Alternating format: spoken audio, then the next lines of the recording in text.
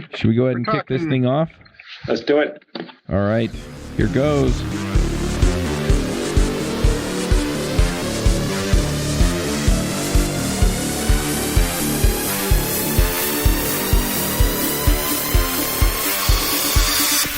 Have you ever felt like you're falling behind, or that the programming world is moving so fast that it's impossible to keep up? Then there's the issue of where to go to make sure you're up to date. The answer is to join a community dedicated to discussing the latest in JavaScript. I mean, wouldn't it be nice if you got JavaScript Jabber all day? Well, you can, kind of. We've created a Slack community for JavaScript Jabber. That means that you can connect with our listeners and guests on a platform you're most likely already using. Plus, we've set up a Keeping Current channel that pulls stories from across the web to help you know what people are talking about. And coming soon, we'll be holding monthly webinars and roundtable video chats to connect with experts in the community and with each other. So come join us at javascriptjabber.com/Slack. Hey everybody, and welcome to the JavaScript Jabber Show. This week on our panel we have Joe Eames. Everybody. AJ O'Neill. Yo, coming at you as live. Amiee Knight. Hello from Nashville. I'm Charles Max Wood from devchat.tv. I have a few things going on that I'm just going to shout out real quick. I changed the remote conferences that I've been doing. I made them free. So if you want to go check them out, you can. I have AngularDevSummit.com, ElectronDevSummit.com, JSDevSummit.com, and I'm probably going to work something up for React Native. So anyway, go check those out. We also have a few special guests with us. We have Mikeal Rodgers. Heyo. Sorry, I couldn't find the unmute for a second there. Common problem. We have Arunesh Chandra. Hey there. And we have Anna Henningsen. Yeah, hi everyone. Now, we brought you all on because we're talking about the Node 8 release, which is super exciting. First of all, I'm kind of wondering, I mean, is Node 8 just an update for a new V8 engine, or is there more stuff going on than just that? There's always more going on than just that. Okay. I think two of the main points that both Arunesh and Anna can get into is, we have improved promise support and we have this new native API. So maybe Arunesh can go first and talk about the new native API, and then Anna can come in on the promises stuff that she worked on. Yeah, sure. So this Node 8 release is really very exciting from the native API perspective. So, just for a context, these native APIs are helpful for people who are doing native add-on development. And, both the developers and the consumers side of it. So just for context, today, these Node native modules are written in C, C++ and are bound to specific versions of V8 APIs. So which causes these modules to be updated or recompiled every time new Node versions are released, which always includes a newer V8 version. So due to this, there are multiple issues the community faces. And obviously, the first one, that it creates burden for the module maintainers to keep updating the modules for newer versions of Node. Secondly, it creates friction in upgrading Node versions in production deployments. So, sometimes, you have a deployment where it's dependent on a certain version of a native module, and it is, some of your critical native modules may not get updated in time when you're looking to upgrade your Node versions. And anecdotally, we know that it causes a lot of people to not upgrade their Node versions in a timely manner. And another problem that it actually presents is that it creates compatibility issues for Node variants that are not using V8. For example, Microsoft has a version of Node powered by Chakra Core. So if the native modules are dependent on specific V8 APIs, they don't tend to work with other Node versions. So with that, Nappy, we have an experimental support for a native layer in Node 8 with an idea to eliminate those problems I just mentioned as much as possible. And with this Node release, it certainly represents a very important milestone for this module ecosystem. Gotcha. So let me see if I understand this correctly. So you can write extensions for Node in C++, and this just decouples a lot of that stuff from V8 so that you can use Chakra code or something else on the front. That's just one of the things. Yeah, you decouple it from V8 versions itself also. So these modules take dependency on V8 APIs specific to a particular version of a V8. So if the V8 version changes, your module will be abstracted out of that. Okay. And as a side benefit, you can have another VM that can take advantage of that if they have implemented an API support. Yeah, I mean, so anybody who's done like a major version upgrade has had to go in and, update all of their native modules, and they'll probably find that a couple of those native modules haven't updated to the latest version of Node, and it's like this whole thing, right? And deep dependency wise, about 30% of the ecosystem depends on a native module somewhere. So in the future, once people are binding to this native API instead of the V8 API directly, you'll be able to take major versions of Node without jumping through all these hoops with native modules. The same way that JavaScript modules, we don't break like 30% of the JavaScript ecosystem every major release, right? That makes sense. What kind of work went into this? I mean, I'm assuming most of the work was in C++, but yeah. What does it take? How do you pull those things apart? So the first thing what we did was we actually kind of went about and looked at the top dependent native modules out in the ecosystem and looked at like the first 30 of them and saw like how many or what kind of V8 API exposure they had, like what kind of V8 APIs they use. So we kind of cataloged that and then, looked at how these APIs, what was the purpose of them and, how they can be abstracted in a way that these APIs they become part of Node core instead of the modules directly going to a VM. So what we did was, based on our research into understanding the exposure in the V8 surface, we cataloged them and then created neutral APIs. Now they are part of a Node core. And these are obviously C APIs. And the shape of these APIs are actually also C. These are kind of C APIs. And we also have a C++ wrapper that kind of improves the usability of the API if people choose to use in C++ more. So what's an example of something that you can do with these APIs? There are specific engine, basically why people use native modules today is if they want to have, tighter integration in the module for performance reasons, let's say. So there are specific APIs that they can use inside V8 that is not available through JavaScript. So those are some of the things. I don't know if somebody else has a better example for that. Well, like at a really basic level, like if you have C++ code and you want to expose a variable into JavaScript, that's a V8 API. That's not a Node.js API. Mm-hmm. Node.js is just using the V8 stuff there for that, right? And so like at a very basic level, those are some really simple things that you do. And then having that bound directly to the VM was really something that we haven't wanted for a long time. But the problem was that, we don't control V8. Google controls V8 and we bind to V8 and we couldn't really say, here's a native layer for you to do everything to. We'll support it indefinitely in the future when we didn't actually have the VM saying they were going to support it in the future. So starting in IO.js, we actually started building a better relationship with Google and also with Microsoft with their Node Chakra work. And so now we have, also Mozilla at the table with SpiderMonkey, all working together to sort of define like what should this API look like and then supporting it and basically, support it indefinitely in the future. Nice. So is there a SpiderMonkey version of Node? I don't know if it's been updated. Arunesh, do you know? There is a Spider node which is available and they're working on it. I'm not exactly sure what the current status of it is. I mean, they released one in 2011. And so that was clearly bound to a version of V8 that is no longer around. But when they came back around for this work, they did say that they were going to update it and keep it up to date. I don't know if they're finished, though. Their NAPI support is not available today, but I know that they're working on it. Gotcha. So it was my understanding that part of the reason for wanting the latest release of V8 was for performance. Have you guys done any testing to see for different applications how much that has sped up? A little bit. There's a performance working group and they have a bunch of charts and graphs and stuff.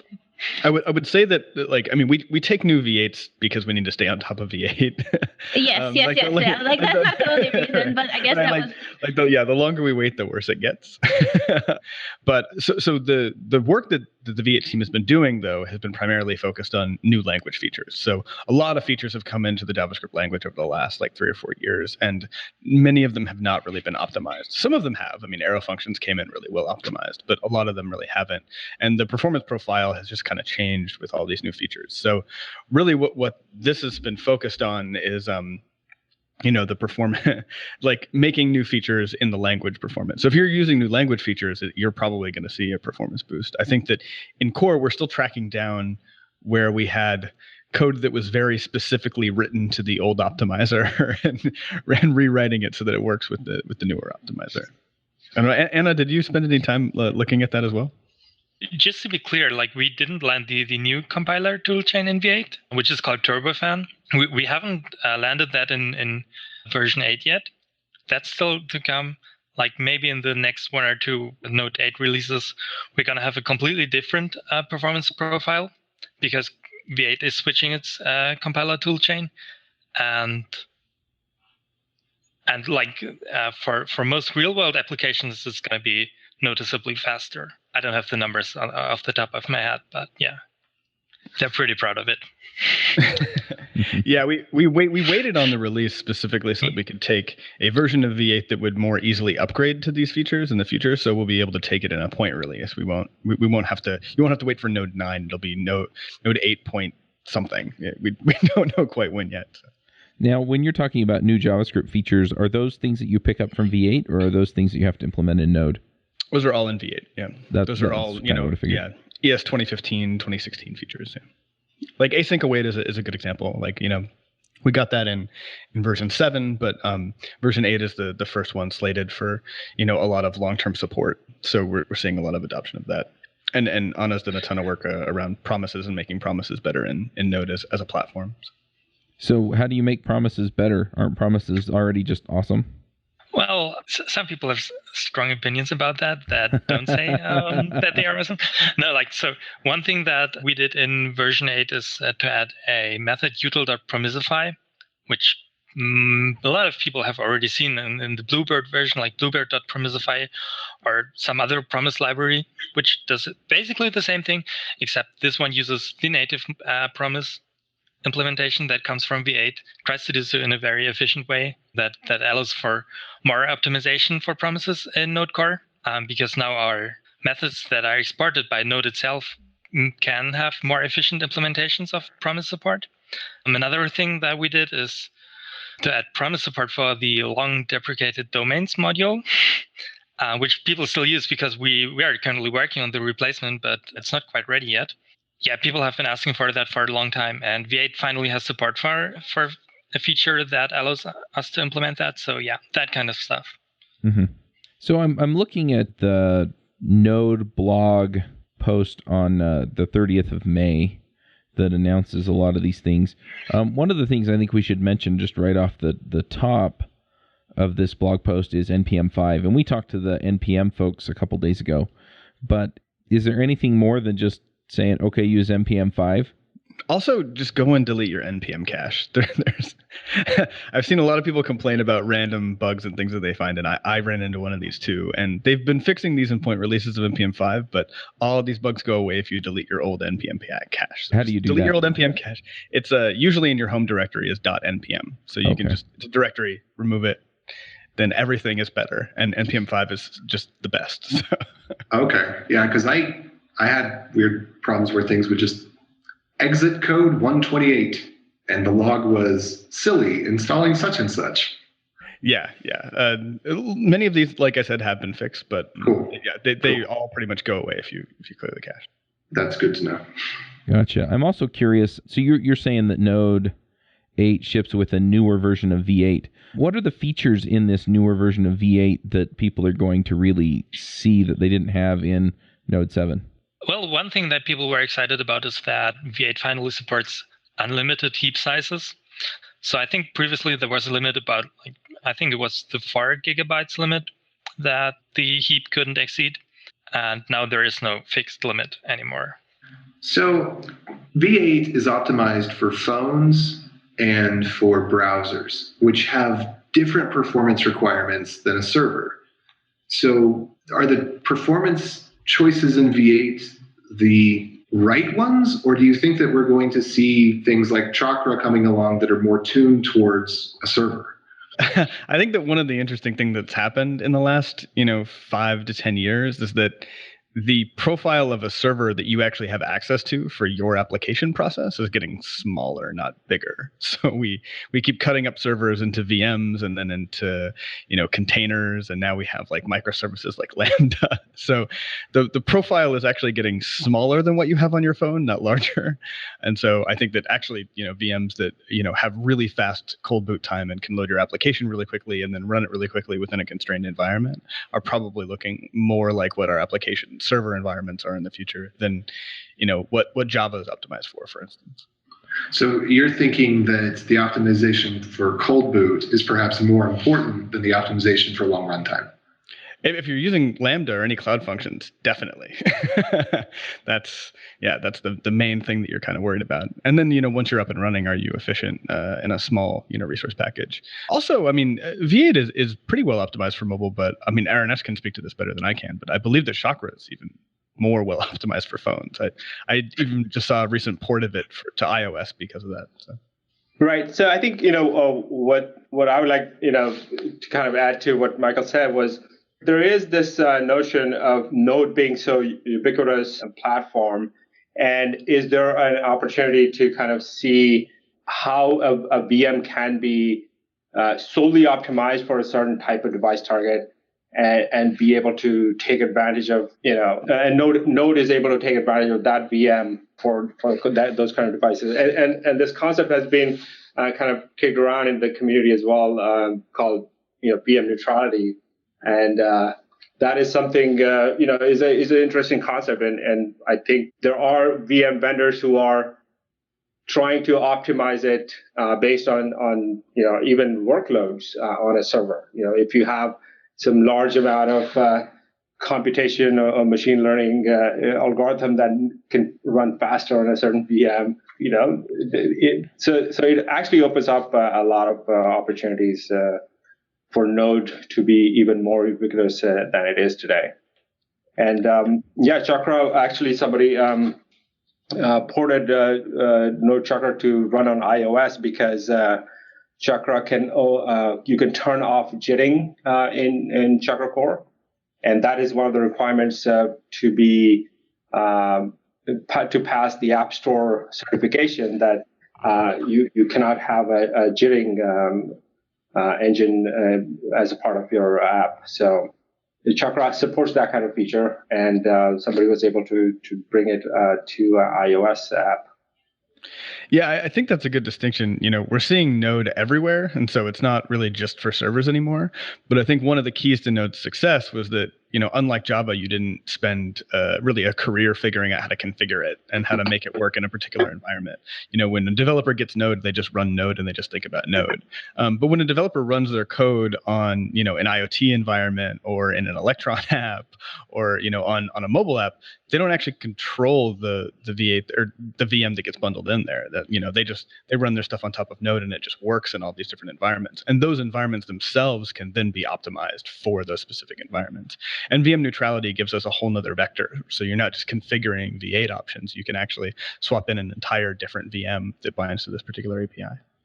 I think, though, one thing that I wonder about, along the lines of what AJ is asking, is that you have concerns that you have in the browser that you may or may not have on the server.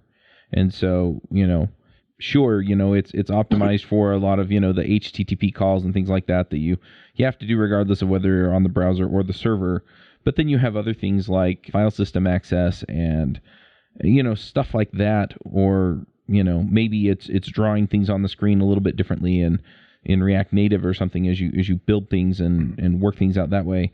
And so I'm wondering, how important is the engine, when you get into this? Because, if you're building a React Native app on Android, I think you are running V8. On the Apple devices, you're running JavaScript Core. And so, does the profile change there?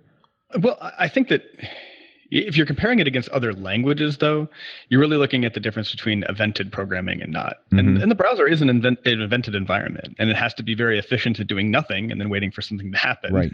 And then when that thing happens, doing some stuff. And I think that, the way that we program servers in Node looks like that. IoT looks like that. Now these desktop Electron apps, look like that as well. So the kind of basics are the same. And then there are environmental differences. I don't think that the programming model changes so dramatically between the browser and Node that's much of a factor. But I do think that, the processor, the available memory, those kinds of things really do impact it, which is where, changing out the VM or tuning the VM comes into play. Okay. So what else is new? I was going to say, I've almost forgotten. I've been so much that I've almost forgotten. So I was reading a blog post, I haven't used this at all, but I saw that there's a new async hooks API. Can you explain what that is used for? Anna, did you mentioned that a little bit? You want to dig into that more? Sure. So basically what Node has been kind of lacking so far is a good way for automated inspection of async work that is happening. Like when you call set timeout in your code, you basically don't really have a way for Node to tell you, okay, I'm currently scheduling an asynchronous operation, and then when it's happening, okay, yeah, this is beginning, this is stopping, that kind of stuff. And async hooks is basically exactly that. It's a way for developers to write debugging features or whatever tools that implement stuff like continuation local storage, which is pretty cool. On top of it, because Node tells the application, hey, okay, I'm doing this kind of work, I'm doing that kind of work in an asynchronous way. And that wasn't really possible before. We're still working on figuring everything out. It's an experimental API, but you can use it right now in Node 8. Along those lines, we also embedded the inspector now too. It's included in core. Anna or Arunesh, do you want to get into that? Well, we do embed it have it embedded since Node 6 or so. But what we have now is a JavaScript API for using it. So you can actually use the features that the debuggers, like the Chrome debugger for Node, that a lot of people use. You can actually use that from inside the running Node process. That's basically what it is. And the old debugging protocol has been deprecated, right? Yeah, the old debugging protocol has actually been removed by now. There are still some things like vm.run and debug context that are still there. Those are going away, or the V8 embedder API, the C++ API for debugging, that goes away too in, I think, the end of 2017, something like that. So don't rely on it and move your code away from it if you are using it right now. Now, speaking of stuff going away and some of the stuff that we already talked about, one of the things I saw was that the Node API is being tagged as experimental. So how likely are things going to change in that area and in other areas of Node 8? So the Node API is currently experimental, because it's the first time we are kind of bringing it out in the open. The belief is at least that we are going to quickly be able to come out of experimental, hopefully by the time this goes to LTS, and we also be able to port this API to the existing LTS, 4 and 6. The work there is to basically, have more people participate and kind of try and port their modules to this new API, and we get feedback from that, and hopefully be able to iterate and improve, the API surface. If there are any performance concerns people have, we are able to fix them. So basically, this is in the preview mode with full intention of trying to get out of this by the time this goes to Node 8 goes to LTS. Mm-hmm. Yeah. As for the other new experimental features, for async hooks, we're still working a few things out, like how exactly promises interact with them. There's still a bit of work to be done, and we're renaming one or two of the methods to have more expressive names so that people can actually understand what the API is doing. There's another new feature in Node 8 which hasn't gotten much coverage. We expose the serializer or deserializer API that comes with V8 now, like what V8, for example, uses for web workers in Chrome to send messages or to send objects between workers and the main thread and stuff like that. That's experimental too, because the V8 support for it is experimental. I think that's there to stay too. So yeah, I think most of it will be non-experimental when Node 8 goes LTS. This episode is sponsored by Newbie RemoteConf. Newbie RemoteConf is a 2-day completely virtual conference hosted by none other than Charles Max Wood. If travel expenses are an issue or you just can't afford to be away from home for 2 days, then join us. It's virtual. This conference is focused on people who are new to programming who want to learn what the pros know, or just get a leg up in getting a job and getting into the programming community. We'll have speakers from all over the programming community to help you stay current, and a Slack room where you can connect with speakers and other attendees in real time. We'll also have a live roundtable video chat for attendees and speakers, plus we'll provide the talk recordings to you within days of the conference. And what do you mean by LTS? I know it stands for long-term support, and that you allow people to use it for a long time, and they can count on you updating it and security patches and stuff. But what is your standard for going to LTS? So we do major releases every 6 months. So like Node 7 was in October and Node 6 was about a year ago. And after 6 months, so for example, next October when Node 9 comes out, we will declare Node 8 to be LTS, which means the back part, like documentations, updates, test fixes, bug fixes, sometimes firmware minors like feature additions, but like nothing that would like have any chance of breaking people, ideally. And yeah, we're gonna keep doing that for a little more than 2 years. Like we actually aim for 2.5 years. In the case of Node 8, I think it's gonna stop at the end of 2019 because our OpenSSL version isn't supported anymore after that. So basically, every even releases are actual LTS candidates that have, they become LTS when the odd releases come out. Yeah, we do this so that, we have a current line out there that is relatively stable that people can try out stuff on, and that we're doing, 2 majors a year. But really, it takes a bit of supporting changes to keep these release lines alive for people that want to keep them up in production. So we only commit once a year to a line that is going to be supported for, literally like 3 years, I think. So is Node 6 then an LTS version? Yes. And it's the current LTS version for another 4 or 5 months. And in October, 8 will go into LTS, and 6 will drop. Yeah. Okay. So what things are you taking out of Node or deprecating in Node 8? We use the word deprecate sparingly. The reality is that, when enough people rely on something, you can't really get rid of it unless you want to break, a huge portion of the ecosystem.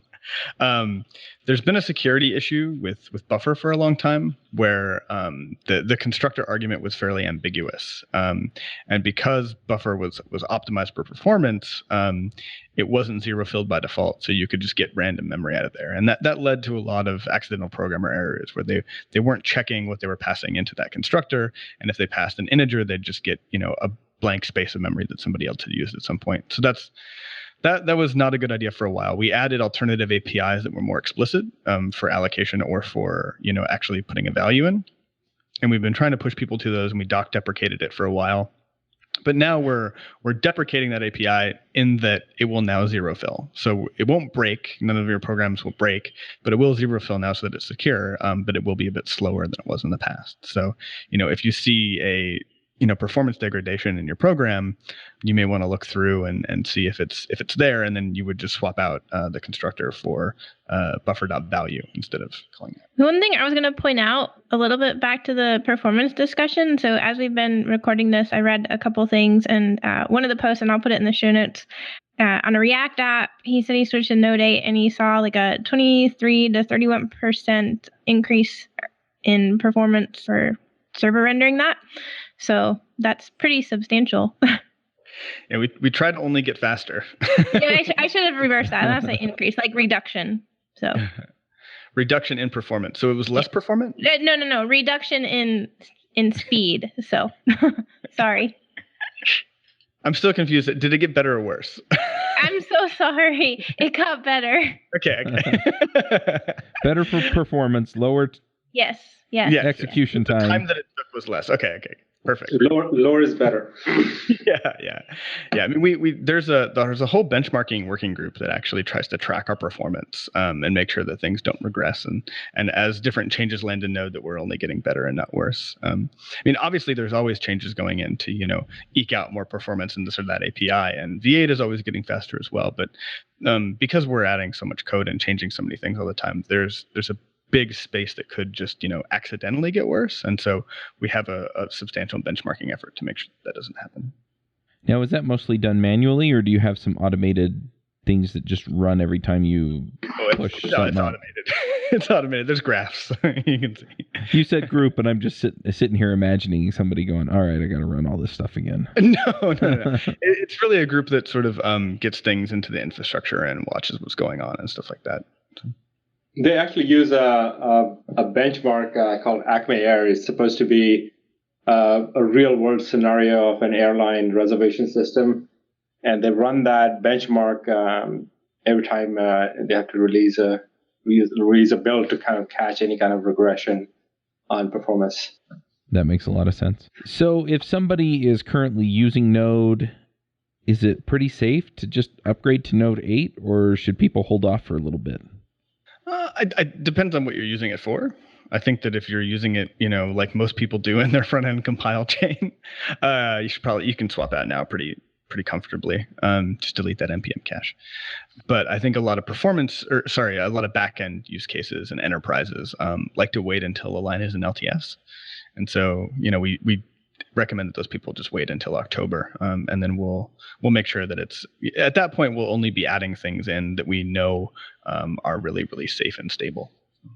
Were any of these features particularly hard to implement? Did they take a long time? Well, the NAPI work was going on for quite some time, literally about a year. It took, and basically it was a collaboration between a whole bunch of people that actually made it even more interesting. There were folks from IBM, Intel, Google, all over this, and the whole collaboration took quite a while to get formed, and then made progress on this. Yeah, basically the same for async hooks. I think Trevor Norris was working on that for like at least a year. I'm pretty sure it was longer than that. I was the primary reviewer for both of the PRs. Like those were like on the order of 10,000 line diffs. So that took quite a while. That was a lot of work, but it's really awesome that it's there now. Yeah, async hooks, I think you can trace back to, it was originally called something else, async wrap, and that predated IOJS and the foundation. He was trying to get that into Node back then. So it's been, like 3 years of him really slogging to get this done. Well, we appreciate it. Yeah, that was an interesting one. I think, there's so many people working on Node now and so many different things going in. It's kind of hard. Like a lot of the changes are, this just accumulation of all kinds of small changes. But yeah, this release actually had a couple of really, really big ones like NAPI and async hooks that were substantial multi-year efforts. So. Yeah, one other thing that I saw in this blog post that I kind of scanned through that I was actually very happy about, just because I'm an old Linux sysadmin, and so you can send console.log and console.error out through standard out and standard error, without errors popping up when you do it. So yeah, that's also very nice, because then I can monitor it with other processes. It's the little things. It is. Yeah, I think one of the big takeaways from the changes that we made in governance a few years ago when we started the foundation was that, letting people get in all of these little small changes, accumulate into a really big difference. All these little doc changes and test upgrades and everything. They're just all these little rough edges that get rounded out, and it turns into a much better product for people to use. Mm-hmm. So one other thing that I'm curious about, and you've kind of answered this in talking about the LTS maintenance and things like that. But what versions of Node are you currently supporting then, or at least actively updating as we go forward? Anna, do you want to explain, just get into depth a little bit on that one, actually? Yeah, sure. So as I've mentioned, or as I think Mikeal has mentioned, we are doing current releases, which is currently Node 8. Because it just came out. Those are in current state for 1.5 years. We're doing active LTS. I have a year of current. So currently Node 6 is in that state. Until April, Node 4 was in that state too. And after that, we're doing an additional year of maintenance. So any security fixes or really important bug fixes or something like that, those get backported to Node 4 currently. And that will continue to happen until April 2018. You can actually see the schedule if you want at github.com/nodejs/LTS. There's a pretty chart that has everything explained. So basically what we're supporting is Node 4, which only gets critical updates right now. Node 6, which gets active backports and occasional Semver minors. And Node 8, which is the current one. We're not really supporting Node 7 anymore. we might do security releases or really important bug fixes, but nothing beyond that. Another key takeaway is that if you're still running 0.10 or 0.12, stop. That's really bad. Stop it. Don't. You're not getting critical security fixes anymore. Gotcha. So where do you see things going from here? I'm assuming there are things you're working on now. Is it mostly just clean up bug fixes, security fixes on Node 8? Or are there other features that you already think, oh, we're going to probably wind up adding this in? Yeah, I'm thinking about it. Right now we're doing mostly what you just said. We're still working out everything for async hooks, for nappy, stuff like that. And I'm not sure when anybody has big plans. One thing that I really want to do, not sure whether it's going to work, is add some kind of web worker or worker support for Node.js, because a lot of people have been requesting that over the years. But we'll have to see where that goes. Yeah, there's a big active PR that I've been trying to get in for a long time on that. A few people have picked it up here and there. A couple other long-term efforts. I know that we are working on ES module support. It's in collaboration with the spec group, because we have to actually get changes into the spec in order to support it. But there is sort of work on implementations and stuff like that. That's a really big one. We're always trying to make promises better, and has been doing a good job leading that. And there's more to come, I'm sure. Another thing that's going to happen that is once we get V8 5.9, which comes with the new compiler toolchain, once we get that into 8.x, we really want to look at the performance profile and how that has changed, and probably going to update a lot of our internal sources to have better performance under that new toolchain. The last question that I have is adoption. So what's the adoption of Node 8 and the more recent Node versions? Are people staying on older versions for a long time, or do they tend to move up when you release something new? The answer to that is yes and yes. So it's a little complicated. Basically, we keep getting better at getting people to adopt new releases. So every new release that we do that's an even major, more people adopt it faster, more people drop the last one. But there is a floor at about I think it's between 5 and 6% that we can't seem to get rid of, where people are still supporting or using in some way these old releases for quite a while, and it's really hard to get them to go below that kind of threshold. So we're just at some point we kind of have to write that off and move along. But for the most part, with our community still doubling every year, so we have 8 million users right now, and the fact that we're getting that many more users each year, and then most of them are actually upgrading to the new version, that's really great to see. So how many installations, or what percentage of the community, after having been released for a week, 2 weeks, have actually picked up Node 8 at this point? Well, we have a couple different metrics on that one, so it's a little difficult to suss out an exact number. The download metrics look really, really good. NPM also publishes some pretty good metrics on what they're viewing as adoption of newer releases. And they published a graph on Twitter. I don't remember the exact numbers, but you can see Node 8 versus some of our older releases, and it's shooting up faster in adoption, and 6 is shooting down in adoption quicker than any prior release. So that's really good to see. Yeah, I think I have those tweets here, because when we talked to the NPM folks, Rebecca shared some tweets that Laurie Voss put out about those. So I'll go ahead and copy those links into the chat here, and you can tell me if those are the right ones, and we'll make sure that they wind up in the show notes. But yeah, it's just interesting to note that, people are interested in the new thing, and as long as it doesn't cause them any undue stress, they're pretty happy to move up.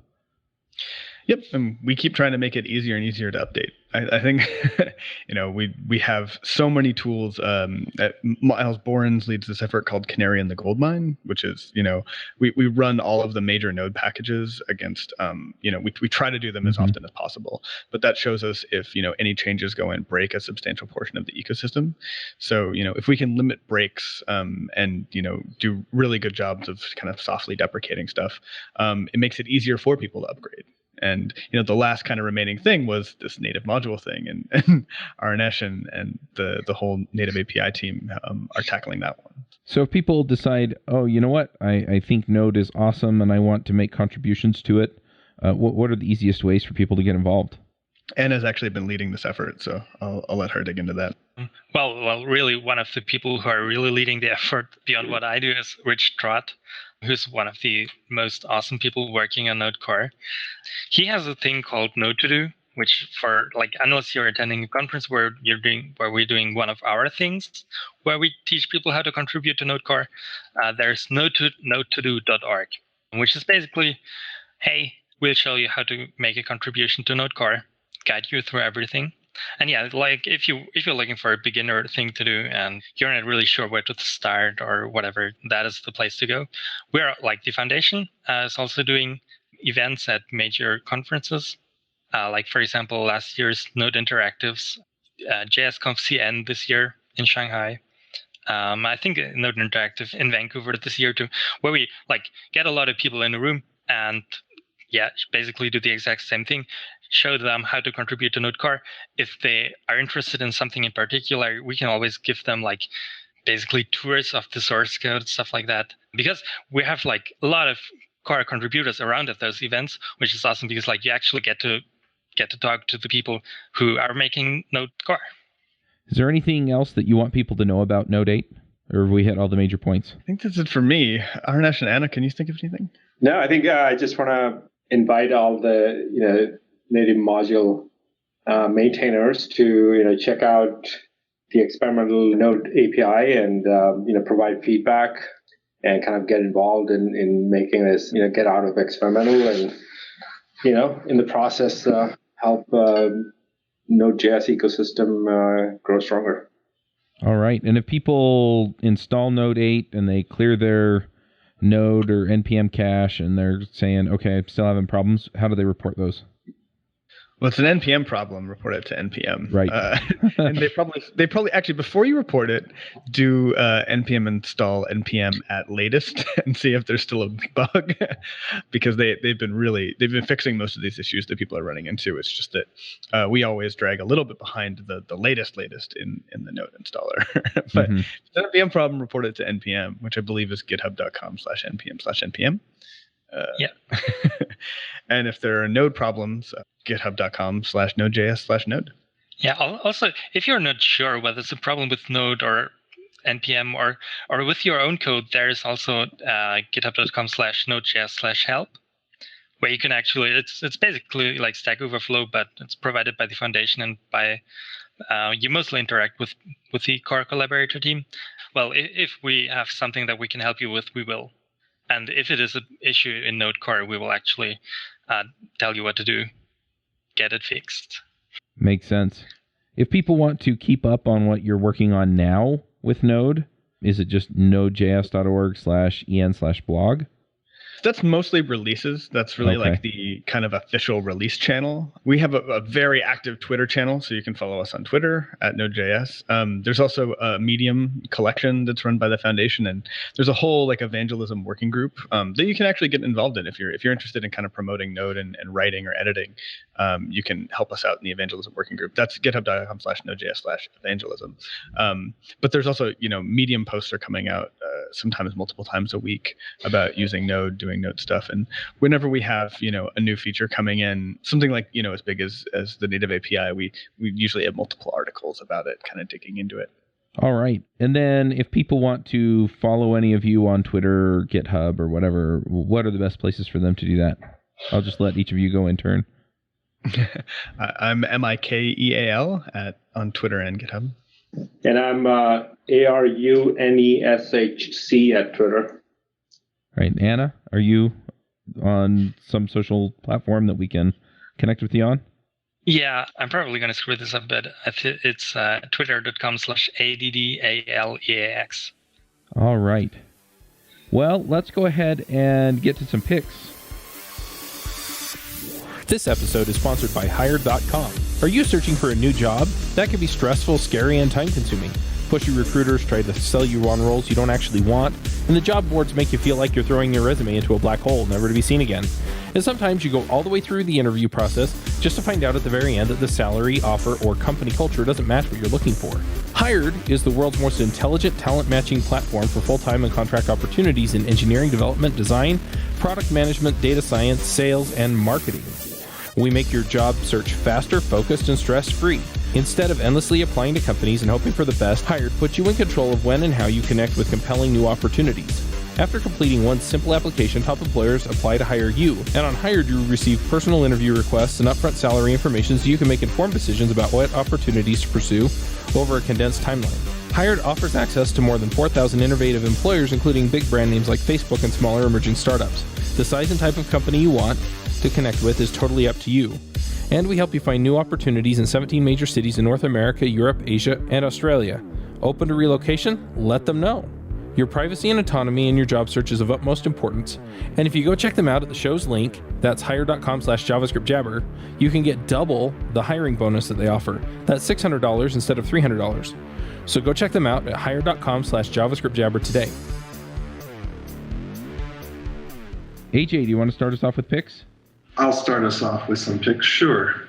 What I'm going to pick is there's a new remix album out on Overclock Remix called Super Mario RPG Window to the Stars.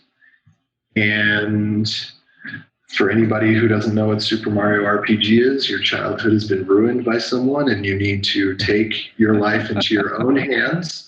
And you need to start the reconstructive pattern of building your life to what it ought to be. So I'd invite you to attain that by any means necessary. You can get it slightly cheaper than what I bought it new on eBay, and you can find a Super Nintendo at your local game shop or one of the clones that will run it. And if you already know what it is, then of course you're very interested to click on the link in the notes there to find out how awesome this remix album is. And if you're not into video game remix music, then again, I invite you to consider your life patterns and bring more goodness in. All right, Amiee, what are your picks? So the first one is the blog post that one of the ones that I found to be pretty good to read about what was new in Node 8. So that's just on Rising Stack, and I will put a link to that in the show notes. And then the other one, I was at a conference in Virginia Beach. It was RevConf last week, and I was speaking with one of the attendees there, and then one of the organizers, and they actually do a podcast called Two Frugal Dudes. And as somebody who is like trying to be smarter about investing and stuff like that, I spent like an hour just talking to these people and getting good insight. And so I'm going to pick their podcast because it looks pretty good. And I think they're two like good guys that were really, really, really helpful. So those are the two picks for me. Nice. I'll step in here with a couple of picks. So I've been in bed the last basically 24 hours. And I've just been watching some shows on my iPad on Hulu and Netflix. And I was looking around because I had finished up Battlestar Galactica for the third or fourth time. And I was trying to figure out what else to watch. And I kind of browsed the web and got some recommendations for some TV shows. And so, yeah, these are probably old news because they each have like 5 seasons out at this point. But I started watching Homeland, which is a Showtime show. And I'm really enjoying that. And then I've also been watching House of Cards on Netflix. And that's also been kind of fun to watch. And yeah, you think about dirtbag politicians and they kind of show you, I guess, what you would imagine as dirtbag politicians. I don't know how accurate that is to how things work in Washington. I would imagine there's some of that stuff that goes on. But anyway, it's been kind of interesting to see all the manipulations and stuff that go on there, at least in this show. So yeah, I'm going to pick those. Joe, did we get some picks from you? I got one pick today.